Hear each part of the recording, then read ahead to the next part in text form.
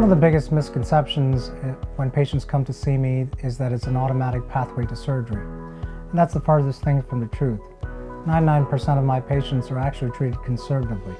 And oftentimes, we take them through a team-wise approach of conservative treatments that involve anything from injections, therapy, brace wear, and other modalities to truly try to help them with their pain and their functionality.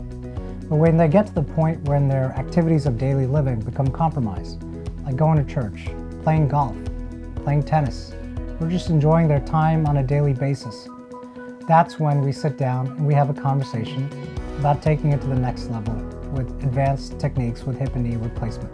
If you're that person who's struggling and has been through the ringer and has exhausted all these treatments, now's the time to contact our office. Let's have a conversation.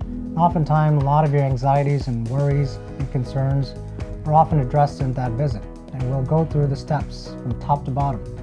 And oftentimes, a conversation dispels a lot of the misconceptions about surgery, the rehab process, and the full recovery.